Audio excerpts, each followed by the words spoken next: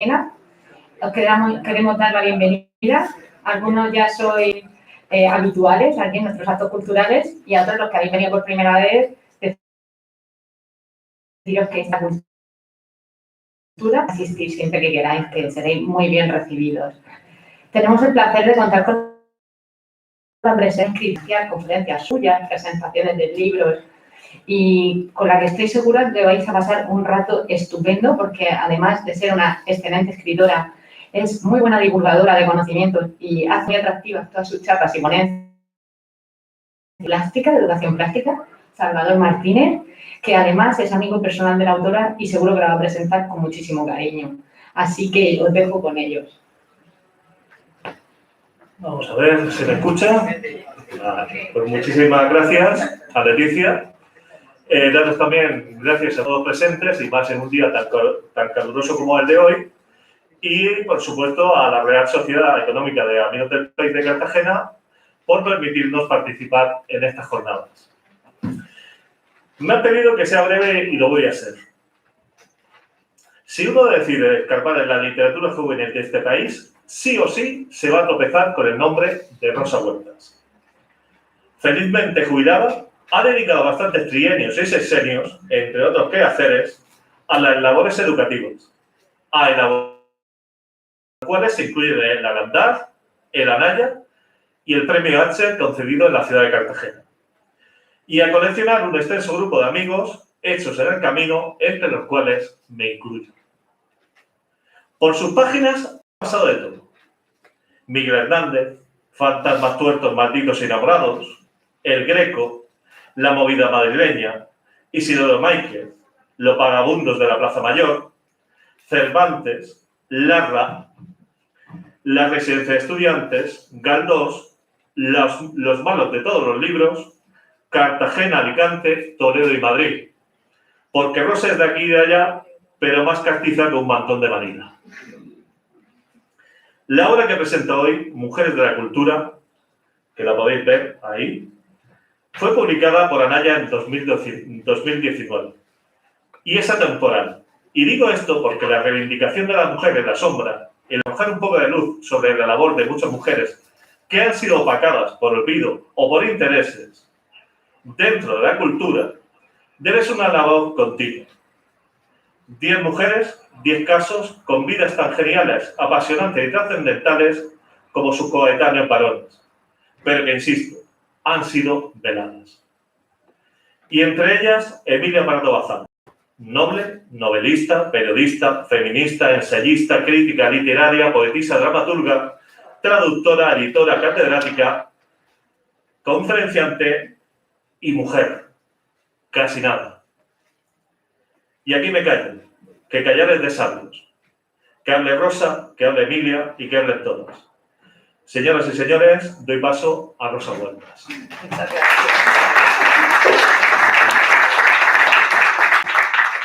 Muchas gracias por esta presentación tan cariñosa y tan hermosa. Bueno, quiero daros las gracias por estar aquí esta tarde calurosa, esta tarde de ya verano, en esta ciudad a la que amo tanto. Quiero dar las gracias a la Real Sociedad Económica de Amigos del País por permitirme esta ocasión de hablaros de este libro y luego de hablaros de doña Emilia Pardo Bazán en este marco tan especial que reconozco que acabo de conocer. Yo nunca había subido aquí y me ha impresionado todo lo que he visto y lo que me han explicado, así que estoy muy contenta de compartir esta tarde con vosotros en este lugar tan especial. Bueno, yo voy a comentaros, voy a hablaros un poco de este libro, de Mujeres de la Cultura, de las mujeres que aparecen en este libro, y al final voy a hablaros un poco más de Emilia Pardo Bazán, porque sabéis que este año se conmemora el centenario de su fallecimiento. Hace un par de días se ha inaugurado en la Biblioteca Nacional de Madrid una exposición sobre Emilia Pardo Bazán que yo todavía no he podido ir a ver, y que si hubiese visto ya me habría venido muy bien para contaros hoy más cosas sobre ella, pero que bueno, veré en cuanto regrese a mi ciudad. En este libro, en Mujeres de la Cultura, lo que se me propuso desde la editorial fue hablar sobre 10 mujeres importantes del mundo de la cultura española de finales del siglo XIX y principios del siglo XX. La primera dificultad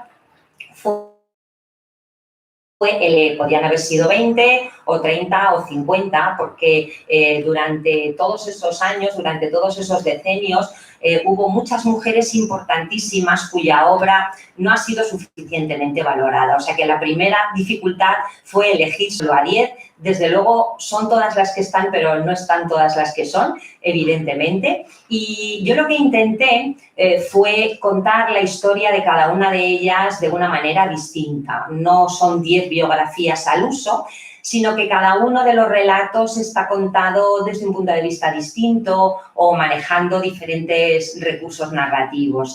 Yo os digo que dentro del libro se habla de escritoras, de pintoras, de dramaturgas, de investigadoras. Hay más escritoras, claro, parece que yo tengo más tendencia, ¿no?, a hablar de literatura en mis libros, pero bueno, también ya veréis que hay pintoras y mujeres, desde luego, destacadas cuya obra no ha sido suficientemente reconocida. Algunas yo ya las conocía, como a doña Emilia Pardo Bazán, pero esto me permitió profundizar en todas ellas, buscar ese resquicio por el que contar su historia de una manera diferente. Y quizás eso fue lo más divertido, ¿no?, de elaborar, de escribir estos 10 relatos.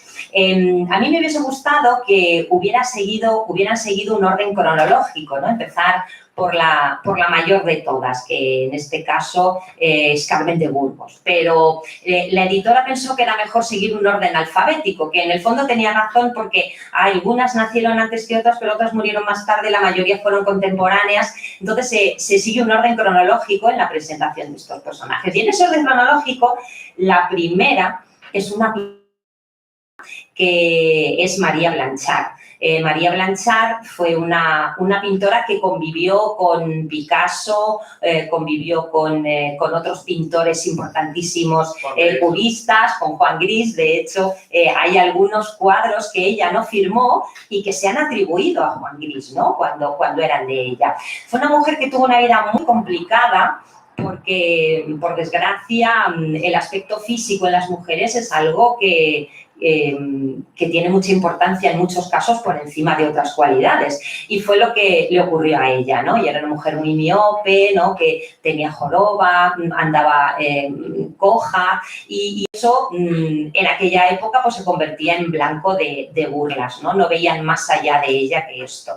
Pero ella fue a París, fue a Francia con una beca, y en París se dio cuenta de que no importaba su aspecto físico, que lo que importaba era su calidad como pintora, y ahí pues se codeó con los pintores más importantes de su tiempo. Y además fue una pintora destacadísima como cubista, lo vemos en el siguiente cuadro. El relato veréis que es como visitar una exposición, ¿no?, de esta pintora, y veis que son cuadros cubistas al estilo de Picasso y sobre todo de Juan Gris, muchas similitudes con la pintura de Juan Gris. El siguiente, ¿no?, que es Hombre con guitarra, también se ve muy bien. Y el siguiente, que es una composición en rojo, durante mucho tiempo, yo os digo, se atribuyó al propio Juan Gris, ¿no? Pero ella no se quedó aquí, su pintura evoluciona. Y, por ejemplo, en el siguiente cuadro vamos a ver esa evolución. Aquí en este cuadro se llama El puesto de helados, y todos los niños que aparecen en los cuadros de María Blanchard tienen como una expresión extraña, ¿no? No tienen una cara amable, sino que, bueno, aquí este niño se ve que le han dado un premio en el colegio, hay una corona de laurel tirada en el suelo, porque a él le interesa mucho más el helado, ¿no? Ha tirado la corona de laurel y se está comiendo el helado, y todavía quedan esos vestigios de su pintura geométrica, ¿no?, en ese suelo de ese lugar donde está el puesto de helados, ¿no? El siguiente cuadro, que es la niña de comunión, está en el Museo Reina Sofía. A mí es un cuadro que me resulta muy inquietante, ¿no?, el rostro de esta niña, y sobre todo que está como levitando. Fijaos que los pies no los apoya en el suelo, ¿no? Está como flotando en un universo extraño, ¿no?, con esos ángeles en el fondo, ese mundo tan peculiar, ¿no?, de la pintura de esta mujer. En su siguiente etapa pictórica, que es donde dominan los tonos ocres, mujeres, ¿no? Encontramos muchas figuras femeninas, como en este cuadro que se llama La echadora de cartas, donde las manos adquieren muchísima importancia. En los cuadros de María Blanchard las manos tienen mucha fuerza. Yo creo que porque ella fueron sus manos, ¿no? Su pintura, la pintura que ella desarrolló con sus manos, lo que le salvó de una vida triste. Y el último, que se titula La convaleciente, también sigue esos tonos. Ella en sus últimos años pasó bastantes dificultades porque Picasso le decía, tú pintas muy bien pero no te sabes vender. Y ese fue su problema, ¿no? Que, luego muchas veces no se quería desprender de los cuadros, luego los vendía a menos precio del que valían, tuvo que mantener a su familia y además cuando ella murió, muchísimos mendigos de París fueron a su entierro porque ella ayudaba a todas las personas desfavorecidas que encontraba, ¿no? Y ella decía una frase que me parece muy triste, que decía que ella cambiaría todo por un poco de belleza, ¿no? Ella debió echar de menos el afecto de otras personas o la mirada franca y abierta, ¿no? De otros, más allá de su propia valía como pintora. Bueno, la siguiente mujer que aparece en Mujeres de la Cultura es Carmen de Burgos. Carmen de Burgos debería estar en la lista, en la nómina de los escritores de la generación del 98. Ella fue una escritora de la generación del 98, fue la primera periodista de guerra en España. Ella cubrió la información de las guerras de Marruecos con una mirada enormemente pacifista. Ella en sus artículos se quejaba del hecho de que a los hombres se les obligara, ¿no?, a empuñar un fusil y a matar a sus semejantes, ¿no? Muy llamativo en su época, ¿no? Esta visión de la guerra. Y luego fue una total defensora del divorcio, de las primeras personas que se atrevió a hablar de ello en los periódicos, que se atrevió a propugnarlo, porque claro, ella tuvo un matrimonio desastroso y luego pues esto le dio muchos problemas en su vida y además pues fue una escritora fantástica que en su casa reunió a muchísimos intelectuales, ¿no? En su tiempo era difícil que una mujer pudiera acudir a una tertulia y entonces ella lo que hizo fue organizar las tertulias en su casa, ¿no? Y asunto resuelto. Y bueno, hay una historia bastante curiosa, ¿no?, entre ella y un escritor muy conocido de su tiempo que os dejo que os enteréis si leéis el relato. En la siguiente es ella también. Vamos a pasar al siguiente personaje femenino, que es Clara Campoamor. Sabéis que Clara Campoamor fue la mujer que consiguió el voto para las mujeres, el voto femenino. Yo he centrado el relato en esa sesión del Congreso tan controvertida, en la que ella tuvo que enfrentarse a sus propios compañeros de partido. Ella, cuando pasó el tiempo después de esto, escribió sus memorias y las tituló El voto femenino, mi pecado mortal, porque ella consiguió que las mujeres votaran en una votación muy reñida, pero digamos que su propio partido no se lo perdonó y después de aquello no volvió a militar en ningún partido político, ¿no? O sea, fue una sesión muy controvertida que consiguió los votos suficientes gracias al apoyo de otros partidos y no del suyo propio, ¿no? Incluso Victoria Kent, que era la otra mujer que había en el Congreso en este momento, no lo apoyaba, ¿no? Por diferentes motivos, se pensaban que las mujeres iban a dar el voto a la derecha, con una sesión enormemente controvertida, pero al final ella lo consiguió. Lo que narro no es esto, que me parece un momento muy emocionante de nuestra historia. La siguiente mujer no estaba en la lista inicial de las mujeres sobre las que se iba a hablar en este libro, pero yo quise que estuviera. Esta mujer quizás es una de las mujeres más importantes en mi vida. Gracias a ella yo me convertí en lectora. Yo creo que para un lector su escritor más importante es el que hace que lea, ¿no? Pues cuando yo tenía unos 10 años, en el colegio nos mandaron leer Celia en el colegio. Yo al principio me asusté un poco porque en mis tiempos, si recordáis los que tenéis así una edad como yo, no nos mandaban libros de lectura como ahora, ¿no? En los institutos y en los colegios, que los chavales tienen posibilidades de leer mucho, sino que teníamos los libros de lecturas, ¿verdad?, donde venía algún cuentecillo, venía algún fragmento de alguna novela, pero un libro completo, yo era la primera vez que me enfrentaba a un libro completo. Ese libro tenía más de 200 páginas y yo pensé, madre mía, ¿seré capaz de leerme esto? El caso es que aquel personaje, aquella Celia, me cautivó, me pareció un libro divertidísimo, Celia en el colegio, es la siguiente foto que tenemos, y a partir de ahí yo me convertí en lectora voraz. Busqué todo difícil en aquel momento porque en España no se reeditaban ya, Elena Fortún estaba en el exilio y tenías que buscarlo por alguna amiga que lo tuviese de su madre o de su abuela, o sea que generaciones de mujeres de este país hemos leído los libros de Elena Fortún. Celia es el personaje infantil más importante de nuestra literatura.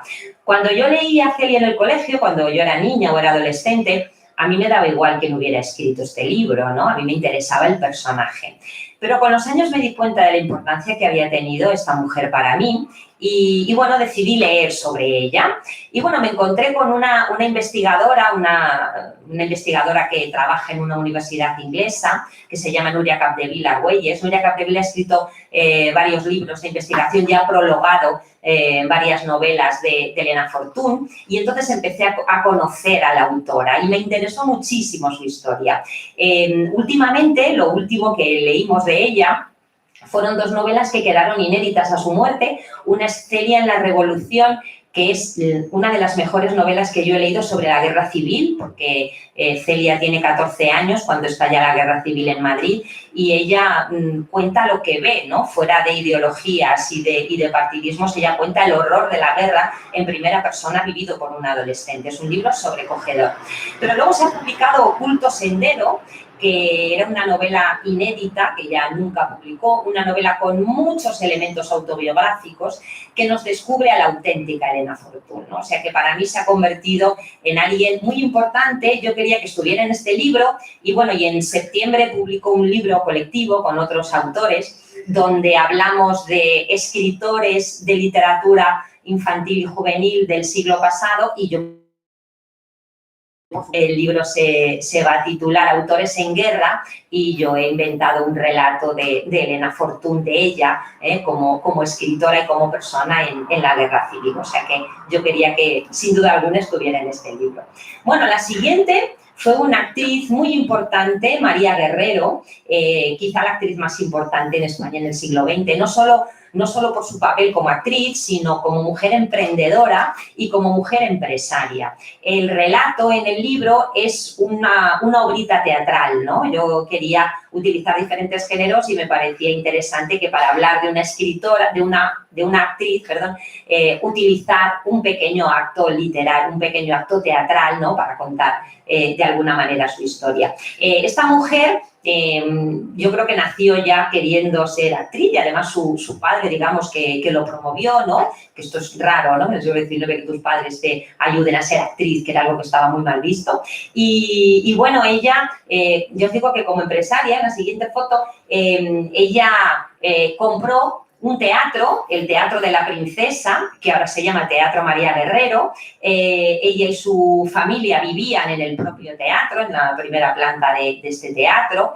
Y bueno, consiguió tener una compañía estable y además hacer representaciones teatrales un poco a la carta. Los sábados por la mañana había sesiones para la gente joven, ¿no? En Madrid se decía que muchos matrimonios se habían formado en esas sesiones matinales, ¿no? del Teatro de la Princesa de los sábados por la mañana y, bueno, llegaron a ganar bastante dinero, se compraron un palacete, ¿no? En la Castellana, pero luego, bueno, era tan emprendedora que quiso más, ¿no? Ella viajó varias veces a América, o sea que ella y su compañía interpretaron obras tanto en Sudamérica como en Estados Unidos, y decidió construir un teatro en Buenos Aires, que es la siguiente fotografía. Yo nunca he estado en Buenos Aires, pero me gustaría ir para conocer el Teatro Cervantes, que es este que veis aquí. Se gastó todo lo que tenía y más, ¿no? En construir este teatro que su fachada es imitando el estilo renacentista, imitando la fachada de la Universidad de Alcalá de Henares, por dentro era todo lujo. ¿Y qué pasó? Pues que en ese momento era cuando el cine empezaba a tomar auge y se arruinaron, tuvieron que vender el palacete y volver a vivir en el primer piso del teatro que hoy se llama María Guerrero, que fue donde ella murió, ¿no? Ella murió en el mismo teatro, ¿no? Digamos que es de estos actores que casi mueren en el escenario, una mujer con una historia prodigiosa. Bueno, la siguiente mujer de la que hablo es María Teresa León. Quizá es el relato más melancólico, más triste, ¿no?, de todo el libro. María Teresa León debería estar, igual que Concha Méndez, de la que también hablo, debería estar en los libros de texto como escritora de la generación del 27. Ella estaba ahí, se ven las fotos, en todas las fotos que están reunidos los autores del 27 está ella y está Concha Méndez, pero por desgracia en el siglo XXI en los libros de texto siguen sin estar, ¿no?, una persona tan importante como ella, ¿no?, como María Teresa León, que escribió teatro, novela, relato, memorias y que además tuvo un interés enorme en la promoción de la cultura, ¿no?, hacia la gente del pueblo. Yo cuando me enfrenté al relato sobre María Teresa León, recurrí a mi propia memoria, ¿no?, a mis propios recuerdos. Muchos recordaréis cuando terminó la dictadura, durante la democracia, Rafael Alberti regresa a España. Muchos tendremos en la retina la imagen de Rafael Alberti con su melena blanca descendiendo por la escalerilla del avión. Yo recordé aquella imagen y pensé, pero si ella también estaba allí, ella estaría detrás, ¿no? Ella se hacía llamar, ella era la cola del cometa, ¿no? El cometa era él, en la siguiente foto están los dos, ¿no? Y ella estaba siempre como detrás, ¿no? Y además, tristemente, cuando María Teresa León y Rafael Alberti regresaron a España, regresaron a Madrid, ella ya sufría Alzheimer y posiblemente no sabía muy bien a dónde estaba regresando, ¿no? Si regresaba a Roma, si estaba en Buenos Aires. Y fijaos que ella habló siempre de la escritura como forma de vencer al olvido, ¿no? Y es tremendo, ¿no?, que ella en sus últimos años olvidara, ¿no? No tuviese esa memoria, pero bueno, ella ya lo había escrito. Si queremos conocer su vida, ella escribe unas memorias maravillosas donde podemos recorrer, ¿no?, todo su periplo vital, ¿no?, como autora y como persona. Bueno, la siguiente de la que hablo también es una escritora de la generación del 27, que como fue Concha Méndez. Para escribir el relato, pues yo leí estas memorias habladas, memorias contadas, que escribió su nieta, y después de escuchar las confesiones, ¿no?, de su abuela, están grabadas. Y yo escuché en la voz de la propia Concha Méndez un recuerdo suyo de infancia que yo creo que la debió de marcar siempre, ¿no? Ella le contaba a su nieta que cuando ella era niña estaba con sus hermanos en casa y un día llegó un amigo de la familia y les preguntó, ¿y vosotros qué queréis ser de mayores? Y entonces ella dijo, yo quiero ser capitán de barco. Y este señor dijo, bueno, pero si las niñas no son nada. Las niñas no son nada. Esa frase se le debió clavar en el alma y ella decidió que, por supuesto, que iba a ser algo y desde muy joven tuvo muy claro que quería serlo. Ella se fue de España muy jovencita, yo creo que ni siquiera era todavía mayor de edad, se fue a Argentina, en Buenos Aires consiguió trabajar en un periódico, empezó a ser reconocida como periodista, luego regresó a España, fundó una editorial junto con Alto Laguirre, ¿no?, el poeta que fue su marido. Ellos dos consiguieron difundir la poesía de la generación del 27 fuera de nuestras fronteras. En la segunda antología de escritores de la generación del 27 que hizo Dámaso Alonso está ella y luego ha dejado de estar. Es algo que nos resulta incomprensible, ¿no? En el relato yo hago un recorrido vital por la historia de esta mujer a través de algunos de sus poemas. Vamos con la siguiente, que es María Moliner, que es la autora del diccionario de uso del español, quizá el diccionario más interesante para un escritor que existe. Gabriel García Márquez, ¿no?, decía que sin ese diccionario él no habría podido escribir. Para un escritor, ella fue bibliotecaria. Ella hizo el primer manual para organizar una biblioteca que todavía sigue utilizándose. Ella debería haber sido la directora de la Biblioteca Nacional, pero claro, como ella sí significó claramente a favor de la República y además durante esos años ella promovió muchísimo la cultura, ella mandaba pequeñas bibliotecas a pueblos de Valencia, que era donde estuvo trabajando, también en Murcia, porque su marido fue profesor en la Universidad de Murcia, una mujer muy comprometida con la cultura. Y claro, después de la Guerra Civil ellos no se exiliaron, se quedaron aquí, pero se quedaron sin trabajo. Y al final a ella le concedieron un trabajito, ¿no?, nada menos que en la biblioteca de la Universidad Politécnica, de la Facultad de Industriales de la Universidad Politécnica de Madrid, que es donde, ¿no? A mí aquella coincidencia me pareció maravillosa, que mi hijo estudiara en la universidad donde ella había trabajado por última vez, sus últimos años, y yo le pregunté, le dije, Óscar, ¿hay algo, la biblioteca de tu facultad tiene algo que ver con María Moliner? Y me dijo, por supuesto, hay una placa en la entrada donde dice que ella trabajó aquí. De hecho, yo supongo que los estudiantes de industriales, que son bastante empollones y por la cuenta que les trae, ¿no?, estarían muy calladitos en la biblioteca estudiando, y ella en ese momento ya empezaría a elaborar sus fichas para hacer este diccionario, ¿no? Imaginad, ahora con ordenadores es algo complicado, pero sin ordenadores, que alguien sea capaz de hacer ella sola un diccionario de uso del castellano a lo largo de 15 años, me parece una obra ingente y maravillosa. Bueno, a pesar de ello, como sabéis, no la dejaron ingresar en la Real Academia Española de la Lengua. Ella, que pasaba bastante de todo esto, a ella le gustaba su trabajo y su familia, ¿no? Hay fotos de ella redactando sus fichas rodeada de nietos, ¿no?, o en la casa de la playa, en la cocina, en la mesa de la cocina, ¿no? Ella compaginaba su vida personal con su pasión por las palabras. Pues nunca les reprochó esto a los académicos. De hecho, cuando ella ya se había jubilado, quisieron volver a proponerla, y ella dijo, déjame tranquilita, que yo ya lo que quiero es disfrutar, ¿no?, de mi familia. Y bueno, la última de la que voy a hablar antes de entrar en Emilia Pardo Bazán, pues es la filósofa María Zambrano, una filósofa que se estudia en todas las universidades del mundo y que yo creo que aquí no es suficientemente conocida. Ella, a mí lo que me gusta más de su obra filosófica fue su capacidad de relacionar la poesía con la filosofía, que es algo hermosísimo, ¿no?, que ella hace, ¿no?, en uno de sus libros. Un detalle que a mí me sirvió para escribir el relato es que a lo largo de su vida tuvo muchos gatos. A ella le gustaban mucho los gatos, a ella y a su hermana Araceli. Y a lo largo de su vida tuvo varios gatos. De hecho, cuando se exiliaron y vivieron en Roma, tuvo problemas con los vecinos porque decían que su casa estaba llena de gatos. Fijaos en Roma, si Roma es la ciudad de los gatos, ¿no? Yo creo que era un poco porque, por cuestiones más políticas que otra cosa, ¿no?, querían que ella no estuviera allí. El caso es que se tuvieron que ir a vivir a una casa en la frontera con Suiza, donde los gatos podían vivir felices y ella podía escribir tranquilamente. Y bueno, se cuenta que donde están enterradas ella y su hermana, en el pueblo de Málaga, donde ellas están enterradas, en su tumba nunca faltan los gatos. O sea que el relato gira en torno a los gatos de esta mujer, de esta filósofa. Bueno, pues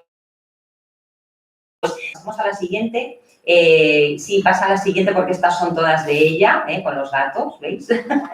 y vamos a hablar un poquito más en concreto de Emilia Pardo Bazán. Cuando yo empecé a investigar más a fondo sobre esta autora, me sorprendió el consejo que le dio su padre, o lo que le dijo su padre, ¿no?, cuando ella era niña, ¿no? Le dijo, si alguien te dice que hay algo que los hombres pueden hacer y las mujeres no, dile que es mentira. No puede haber dos morales para dos sexos. Y este consejo que recibió de su padre cuando era una niña, ella desde luego no lo olvidó jamás, ¿no? Era un mensaje un poco extraño, ¿no?, para una niña del siglo XIX, porque evidentemente las mujeres en ese momento tenían pocos derechos, vivían sometidas al marido o al padre, Mientras que los hombres podían estudiar, trabajar, aprender, pues en el caso de las mujeres solo ser esposas y madres. Pero bueno, ella tuvo la suerte de ser libre desde pequeña y de ser la hija de una familia muy importante, de una familia con mucho dinero y de un padre con unas ideas pues muy avanzadas. A ella no le faltó de nada, era libre para jugar, para preguntar, para curiosear y sobre todo para leer. Y en su casa había una enorme biblioteca, ¿no? Ella contaba que de niña ya había leído la Biblia, ¿no? Y el Quijote, ¿no? Fijaos, ¿no? Para una niña es algo bastante serio, ¿no? Leer esto. Pero bueno, ella se empapó de la cultura que había en su casa y no solo la apoyaba su padre, sino que también la apoyaba su madre, que esto nos puede parecer raro, pero en aquel entonces casi era un poco más difícil, ¿no? Porque las mujeres eran conscientes de la realidad en la que se vivía. Entonces, a lo mejor el padre dice, sí, tú estudia, lee, aprende, pero una madre podía saber que sí, lee, estudia, aprende, pero lo que te va a tocar es ser esposa y madre, ¿no? Bueno, pues su madre la apoyó siempre. Fue como una abuela del siglo XXI, porque mientras Emilia trabajaba, pues era la abuela quien cuidaba de los 3 hijos y de la casa, ¿no? Pues como muchas abuelas ahora, ¿no? Que se encargan de los niños, pues hay una foto muy bonita, esta siguiente, ¿veis? Esa es la madre de Emilia Pardo Bazán con sus 2 nietos, ¿no? A los que cuidó como si fueran sus hijos. Pues bueno, el caso es que ella leyó muchísimo, fue totalmente autodidacta, porque claro, el colegio al que ella fue, pues el aprendizaje que se daba pues eran estas cosas para señoritas y poco más, y ella quería mucho más. Ella leía en francés, en inglés y en alemán, leyó a Víctor Hugo, a Lamartine, a Kant, a Schopenhauer, a Aristóteles, pero también aprendió botánica, química, astronomía y derecho. Desde luego tenía una memoria extraordinaria y una curiosidad infinita. Yo siempre les decía a mis alumnos que la persona que aprende es la que quiere aprender, la que tiene curiosidad por aprender. El que no tiene curiosidad por aprender es que da lo mismo, que tengas muy buena memoria. Pero si eres una persona curiosa, con ganas de aprender, siempre vas a aprender algo. Bueno, pues esta mujer tenía una curiosidad infinita. Con 9 años ella ya escribía poemas y a los 13 acabó su primera novela. Esta novela se titulaba Aficiones peligrosas y la escribió a mano en hojas sueltas, introdujo incluso algunas ilustraciones, ¿no? Yo cuando tengo alumnos que escriben es muy habitual que en lo que escriben ponga sus propios dibujos, pues ella lo hizo también, la redactó en 1864 en la casa familiar que tenían en La Coruña, que ahora mismo es la Casa Museo, y en esa novela la protagonista de la historia lee demasiados libros malos, lee demasiadas novelitas sentimentales, la cabeza se le llena de pajaritos, desobedece a su padre, cree que el amor es entrega total y se casa con quien no debe, y aquello pues acaba en tragedia, claro está, ¿no? El mensaje todavía es poco revolucionario, ¿no? Porque un poco la idea es que hay que obedecer al padre, ¿no? La protagonista se equivoca, ¿no? Al no seguir consejos paternos, pero curiosamente, solo 3 años después de escribir Aficiones peligrosas, cuando tenía 16 años, con 16 años se casó. Ahí está la foto de ella con su marido. Se casó pues con el hombre elegido por su padre, ¿no? Era un chico de buena familia, no, esta. Sí, esa. Un chico de buena familia, ¿no? De todas formas, esta primera novela no le debió complacer mucho porque anduvo por ahí perdida y no se publicó hasta 2012, ¿no? O sea que no le debió interesar mucho lo que escribió. El caso es que se casó a los 16 años con un conocido de la familia que se llamaba José Quiroga, él tenía 19, era un hidalgo aficionado a la caza, mal estudiante, guapo, indolente, un señorito, ¿no? Pero bueno, el matrimonio viajó por Europa, ella conoció importantes escritores a los que admiraba, comprobó que las cosas podían ser de otra manera, viajaron con los padres de ella hasta que se establecieron en Madrid cuando el padre de Emilia fue elegido diputado. Y en la capital se abrió para ella pues un mundo lleno de posibilidades. Lo importante para ella entonces era aprender, ¿no? Pero claro, no la dejaron ir a la universidad, ¿no? Las muchachas tenían vetadas la universidad, pero ella tenía inquietudes, escribía cuentos, empezó a colaborar en una revista llamada la Revista Compostela y poco después ella consiguió un premio, ganó un premio en Orense con un ensayo sobre el padre Feijó. Fijaos, el padre Feijó había defendido a las mujeres en el siglo XVIII. Él escribió un ensayo que se titula Defensa de las mujeres, ¿no? Y la propia Emilia Pardo Bazán decía una cosa muy divertida. Decía, en Galicia solo ha habido 2 escritores de renombre y los dos llevan faldas, ¿no? Se refería al padre Feijó y a ella misma, ¿no? Ella quería ser escritora, lo perseguía, y escribía a novelistas que le interesaban y les enviaba sus textos. Su casa fue un lugar de encuentro de la sociedad, de la política y las artes del siglo XX y se convirtió, digamos, en la emperatriz de las letras y en la reina del mundillo cultural. Fijaos, en ese momento era cuando empezaba a aparecer el concepto de celebridad, ¿no? Las celebrities de ahora, ¿no? Los famosos. Bueno, pues ella fue una famosa. Y claro, esto también tiene su contrapartida y es que se convirtió en el blanco de muchísimas burlas, de muchos chascarrillos, sobre todo con encendidos debates literarios con sus colegas, porque ella fue pionera de la entrada de la mujer en lugares que hasta ese momento parecían imposibles, ¿no? Por ejemplo, ella fue la primera presidenta del Ateneo de Madrid y ella fue la primera catedrática de universidad, ¿no? Lugares en los que las mujeres nunca habían entrado.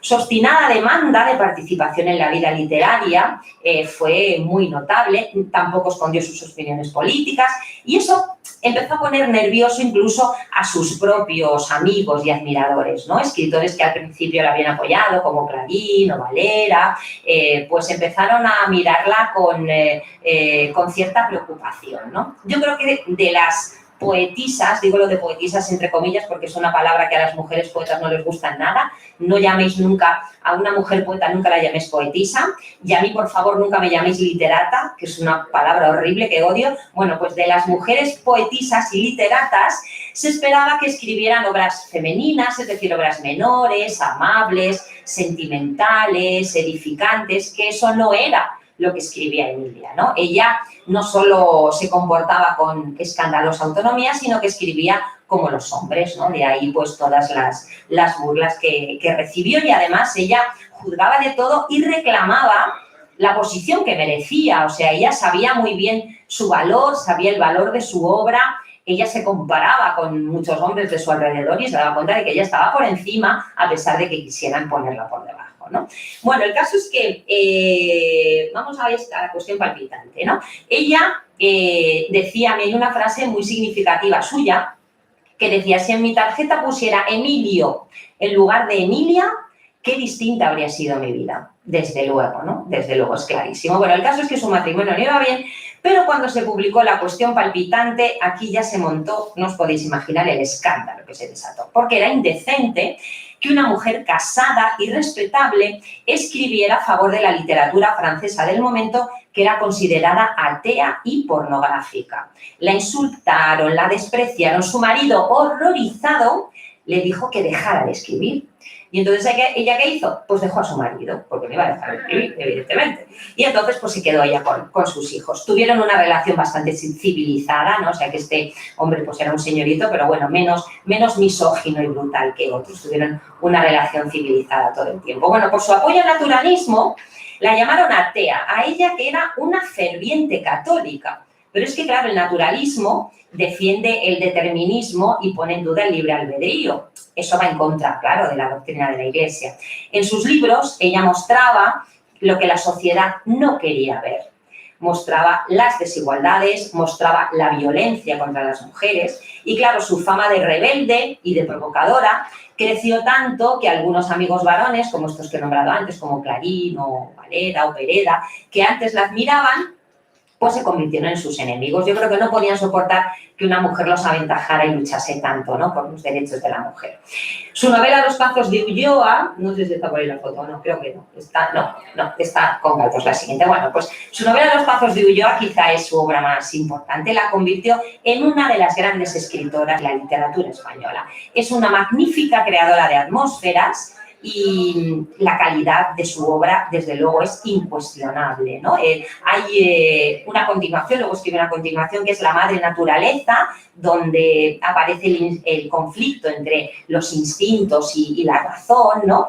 La Tribuna es una obra absolutamente rompedora porque la protagonista de La Tribuna, ella la escribió en 1883, es una joven que se llama Amparo y que es una obrera que trabaja como cigarrera en el contexto de la Revolución Gloriosa de 1868. Aquí se habla de la lucha de clases desde el punto de vista femenino, se habla del maltrato contra las mujeres, se habla de que hay una justicia para los ricos y otra para los pobres, critica las condiciones laborales de la clase obrera y además reivindica algo muy novedoso, que es a la mujer en cuanto a sujeto de derechos laborales, ¿no? Una mujer que trabaja y que requiere que tenga también unos derechos como trabajadora, ¿no? Bueno, su obra es ingente, aparte de novelista fue poeta, periodista, traductora, dramaturga, que fue lo único en lo que no triunfó demasiado, ¿no? Escritoras de teatro que no tuvieron demasiado éxito, pero lo demás, bueno, como crítica literaria o como periodista, se conservan de ella miles de artículos, ¿no? Catedrática universitaria, conferenciante, pero, como os decía, ¿no? Casi nada de esto le reportó el reconocimiento que merecía, sino más bien todo lo contrario, ¿no? Las críticas, los insultos. Fue una mujer, sobre todo, enormemente contradictoria. Ya habéis visto, ferviente católica, pero por otro lado, defensora del naturalismo, ¿no? Era una feminista que además ella hablaba de este término, ¿no? Y del derecho a la igualdad de las mujeres, ¿no? Fue carlista una temporada, luego fue alfonsista, denuncia las banalidades, pero al mismo tiempo era muy amiga del boato. Yo creo que para ella lo que le gustaba, lo que decía es que hay que ver el mundo desde las dos orillas, ¿no? Y eso es realmente lo que ella hacía. Fijaos que ella también fue madre de 3 hijos, pero fue defensora de la idea de que la maternidad es una opción, no una obligación, ¿no? O sea que, como veis, ella veía el mundo desde estas dos orillas y claro, eso resultaba enormemente llamativo, ¿no? En su tiempo. La llamaron de todos. Voy a poner algunos ejemplos. Baroja la llamó matrona barriguda.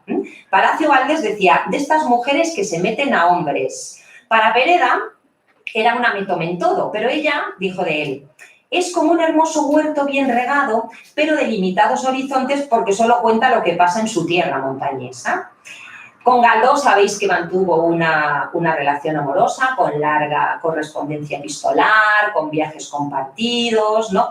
Pero incluso él, tan defensor de las mujeres y que en sus novelas tiene esos personajes femeninos tan potentes, tampoco escapó de las críticas a Emilia, ¿no? Fijaos qué frase he encontrado de él. Dice, es instruidísima, tiene mucho talento, pero tiene el inconveniente de ser mujer y de perder por la mucha sabiduría el encanto propio de la mujer. Para matarlo, ¿verdad? Bueno, el caso es que es una cosa que puede sorprendernos, porque luego os pondré un ejemplo que ella era muy consciente de que muchos de estos hombres que, digamos que el público algunas veces la defendían, ¿no? Luego en cuestiones privadas esa doble moral, ¿no? seguía existiendo. Ellos fueron amantes secretos durante un tiempo, mientras él tuvo varias relaciones, ¿no? En el tiempo que estuvieron juntos, incluso tuvo una hija con Lorenza Cobian, la única hija que tuvo. Galdós nunca se llegó a casar, pero tuvo una hija con esta mujer. Lorenza Cobian era modelo de pintores, una mujer que luego tuvo trastornos psiquiátricos, una historia muy tremenda, acabó suicidándose. Pero el caso es que él pues, tuvo varias amantes, todas bastante más jóvenes que él, ¿no? Pero cuando Galdós se enteró de que Emilia había sido más joven que ella, pues Galdós se enfadó y ella le recriminó. Y bueno, digamos que más o menos se acabó la relación. Hay una novela suya, que es la que tengo más reciente porque es la última que he leído, que se titula Insolación, que yo os la recomiendo abiertamente. Es una novela muy atrevida para aquellos tiempos, ahora nos parece una cosa fue muy atrevida y causó bastante escándalo porque en ella la protagonista expresa su sensualidad, que es tan activa como la de un hombre y obliga al lector a meterse en la piel de personajes femeninos complejos, inteligentes, potentes y hace reflexionar sobre el rol de la mujer, ¿no? Pereda y Clarín ya, bueno, ahí sí que pusieron el grito en el cielo totalmente, ¿no? Y además hubo ciertas habladurías de que podía contar algo de su relación con Lázaro Galdeano, porque hay algunas similitudes entre el personaje masculino de la historia, el galán, ¿no? Y este Lázaro Galdeano guapo, rico, etcétera, ¿no? Ella nunca lo desmintió, pero bueno, tampoco sabemos, esto nos tendría que contar Lázaro Galdeano, que era el tercero en Discordia, pero desde luego Insolación es una novela llena de vida, muy irónica, llena de ironía. Hay dos narradores, un narrador en tercera persona, que es el que tiene el más irónico de todos, y luego la narradora en primera persona, que es la protagonista, Francisca de Asís, una joven, y bueno, esa ironía, por ejemplo, se ve cuando Asís, esta joven Francisca de Asís, en la bañera intenta quitarse con jabón y colonia las manchas de la honra, ¿no? Después de lo que le ha ocurrido, ¿no?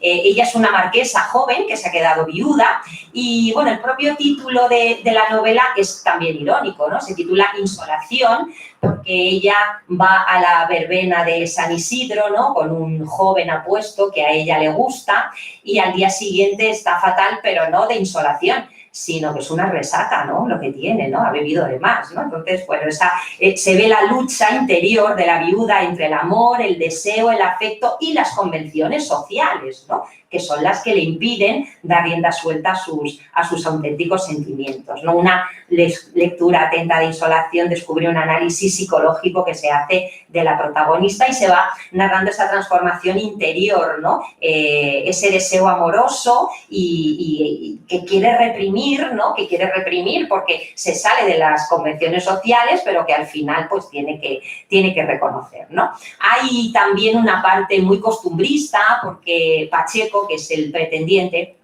es gaditano y entonces Pardo Bazán reproduce el habla gaditana y luego también la novela transcurre en varios escenarios populares, en la verbena de San Isidro, en una venta de las afueras de Madrid, entonces hay unas escenas, esta novela más que naturalista a mí me parece totalmente costumbrista.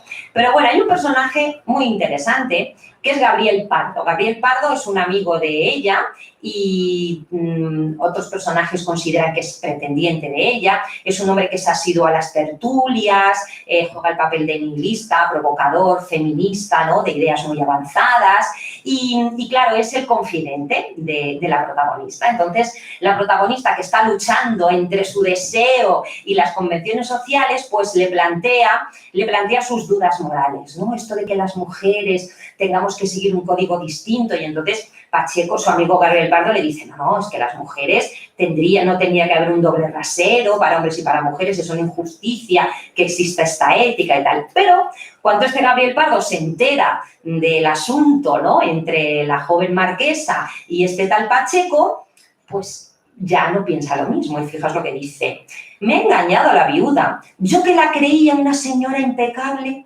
en fin, cosas que suceden en la vida, chascos que uno se lleva, cuando pienso que a veces se me pasaba por la cabeza decirle algo formal, ¿veis? ¿No? Lo que aparentan, ¿no? Algunos hombres y luego cuando ya la cosa va con ellos no es lo mismo. Bueno, ella lo que quiere representar aquí Pardo Bazán es el conjunto de esta sociedad de hombres progresistas dispuestos a apoyar la causa feminista, pero solo de palabra, no cuando les afecta a ellos. Bueno, la obra está llena de sensualidad, ella se fija, por ejemplo, en las piernas de un hombre, ¿no? Pero bueno, ya os digo que pocas novelas han escandalizado tanto en la sociedad enseñando tan poco, ¿eh? No os penséis que luego se cuenta nada de manera demasiado explícita, todo es muy sugerente, pero desde luego escandalizó muchísimo. Ella debatió sobre filosofía, literatura, darwinismo, sobre los derechos de la mujer y los defendió con ímpetu, ¿no? Hay varias fotografías, esta por ejemplo, donde ella, hay alguna frase suya, ¿no? Relacionada con sus ideas. Ella también se consideraba enormemente patriota, ¿no? Toda su vida ella trabajó para mejorar España, que fue una de sus grandes pasiones. Eso también se lo transmitió su padre. En su infancia, ella vio desfilar a las tropas que regresaban victoriosas de Marruecos y ella lloró amargamente con el desastre del 98, ¿no? Ella, cuando ocurrió esto, ella decía, ¿cómo la gente puede estar riendo en la calle cuando lo que ha ocurrido es una desgracia enorme, ¿no? Eso que a ella la impactó muchísimo, ¿no? Pero también amaba y describía su tierra gallega. En Los Bajos de Ulloa y la madre naturaleza están clarísimamente centradas en Galicia, con una descripción muy potente, ¿no?, del ambiente y del paisaje gallego. Había quien la tachaba de regionalista, ¿no?, pero desde luego no lo era, y otras novelas como Insolación, esta que os he comentado, transcurre en Madrid, en este caso, ¿no? O sea que, bueno, ni era regionalista, ni lo uno ni lo otro, como siempre, ¿no?, en las dos orillas que estaba doña Emilia. Fue de los primeros escritores que utilizó la máquina de escribir, ¿no? El título que tiene la exposición que hay en Madrid sobre Emilia Pardo Bazán se titula El reto de la modernidad. Y es verdad, es una mujer que al mismo tiempo que fue bastante tradicionalista, le interesaba lo nuevo, le interesaba el progreso, ¿no? A pesar de ser elitista, le interesaba mucho la cuestión social, ¿no? A pesar de ser tradicionalista, le interesaba el progreso. Y sobre todo en sus novelas hay dos clases sociales que ella retrata muy bien. Por una parte, la aristocracia a la que ella pertenecía, la condesa, y por otra parte, el pueblo llano, ¿no? Hemos visto en La Tribuna, ¿no? Son los obreros, es una mujer obrera la protagonista. La clase media no está. La clase media se la dejó a Galdós, ¿eh? En Galdós lo que vemos es la clase media, ¿no? Pero en Emilia Pardo Bazán, ¿no?, vemos los extremos. El gran escritor de la clase media, ¿no?, del siglo XIX en España fue Benito Pérez Galdós. Quiso ser admitida en la Real Academia Española, este debate seguramente también lo sabéis, lo intentó varias veces, 3 veces. Esto provocó una escisión entre quienes la apoyaban, que eran 2 o 3, ¿no? Pues Galdós, Ramón y Cajal, Maura al principio, pero luego no. Todo no lo logró, pero bueno, proclamó que la lucha vale más que el título. Desde luego merecía ser académica porque renovó la literatura, transformó el realismo clásico con elementos de la novela rusa, ya fue la gran introductora de la novela rusa en España, simbolista, modernista. Bueno, fijaos, Clarín, ¿no?, decía, ser académica, ¿para qué? Es como si se empeñara en ser guardia civila. Bueno, pues gracias a Dios ya tenemos guardias civiles, ¿no?, y tenemos académicas, y bueno, los académicos siguieron siendo muy testarudos durante mucho tiempo. Fijaos que incluso llegaban a decir que doña Emilia no podía entrar en la academia porque sus posaderas no cabían en las estrechas sillas de la RAE, ¿no?, que ya es el colmo del machismo, ¿no? Bueno, siguieron siendo testarudos, ya veis que a María Moliner tampoco la dejaron entrar, y bueno, tuvieron que pasar 57 años después de la muerte de Emilia para que ingresara la primera, que fue nuestra Carmen Conde, ¿no?, en 1979. Emilia conocía bien el problema de su tierra con las mujeres. Para los hombres españoles todo debía cambiar, solo la mujer debía mantenerse inmutable. Aseguraba, como Marx y Engels, ¿no?, que el nivel de desarrollo de un país se mide por el estado en el que mantiene a sus mujeres. Mientras ellas siguieran en este semianalfabetismo y en esa ignorancia generalizada, no se podría de ninguna manera hacer nada productivo con el país. En eso también coincide, ¿no?, con Galdós, que también cree en la importancia de la educación de la mujer. Bueno, ella tuvo tantas trabas en su camino que adquirió reflejos de autoafirmación. Por eso a veces se confundía su deseo de destacar, ¿no?, con arrogancia, pero desde luego ella tenía una gran conciencia de su valor. Bueno, ella quiso alterar esta idea, ¿no?, toda su vida luchó por ello. La libertad fue una afición peligrosa, como el título de su primera novela, la que escribió con 13 años, pero yo estoy segura de que ya no habría cambiado esa libertad por nada, ¿no? Bueno, también escribió un detalle curioso con el que quiero terminar, escribió libros de cocina, escribió La cocina española antigua y La cocina española moderna. Ella le gustaba mucho el boato, le gustaba mucho comer bien, pero sus problemas de sobrepeso eran por su enfermedad. Ella era diabética, era una enfermedad que en esa época no tenía tratamiento, solamente podía ir a un balneario, le aconsejaban que fuese al balneario, y dieta, ¿no? Y lo de la dieta ella lo debía de llevar fatal, ¿no?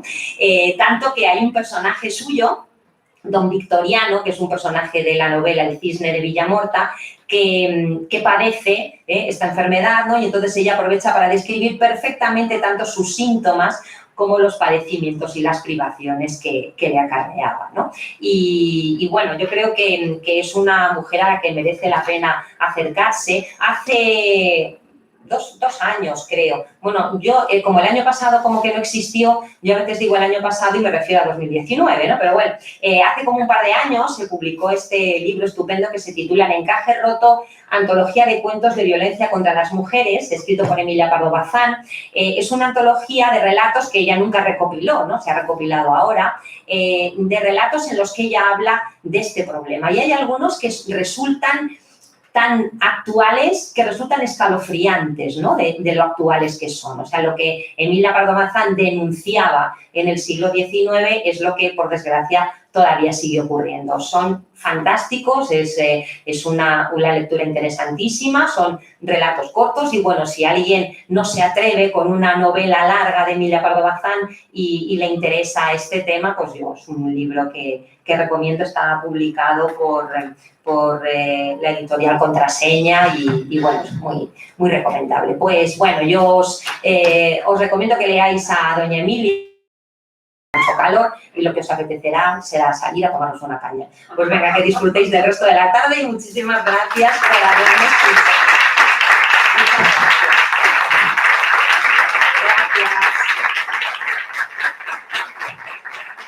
Tenemos algunos libros, muy poquitos, tenemos algunos libros de mujeres de la cultura y algún otro libro mío por si alguien está interesado en comprarlos. O sea que si lo queréis, antes de que se acaben, que solo hay 7.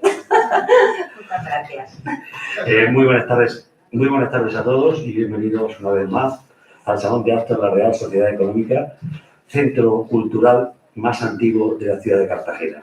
Y en especial, dar la bienvenida y agradecer la presencia a Rosa Huerta, que nos ha brindado una magnífica conferencia, ha demostrado su dote narrativa, de gran escritora y gran comunicadora. A través de ese viaje que nos ha hecho por esas 10 mujeres importantes en la cultura española y que muchas veces han sido, evidentemente, y estoy de acuerdo con ellas, de alguna manera tapadas, de alguna manera hemos querido omitirlas. Creo que el siglo XXI nos está permitiendo poner en valor la cultura y la igualdad, porque entendemos desde la Real Sociedad Económica enemigo del país que a través de la cultura podemos conseguir una mayor igualdad.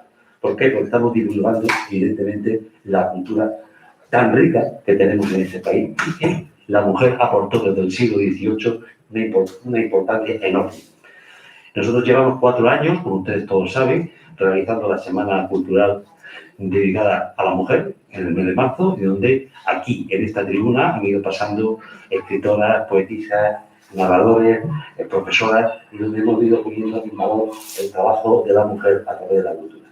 Esta tarde, Rosa Huerta nos ha puesto un broche de oro con su conferencia, con su presencia aquí entre nosotros, que le agradecemos, que esperamos que no sea la última. Aquí en esta tribuna sí os puedo recordar y decir que estuvo Carmen Conde, nuestra academia. Fue además miembro de esta casa, socio, y bueno, que luchó mucho desde Cartagena por esa universidad popular y por toda su gran obra literaria, ¿no? Nada más, agradecer a todos ustedes la presencia y me van a permitir que le tenga un obsequio a nuestra conferenciante de hoy por su paso por la Real Sociedad Económica. Una cosa sencilla, pero para que se acuerde que aquí en Cartagena, en este rincón de la cultura, estamos siempre abiertos. Qué bien, pues muchísimas gracias. Gracias.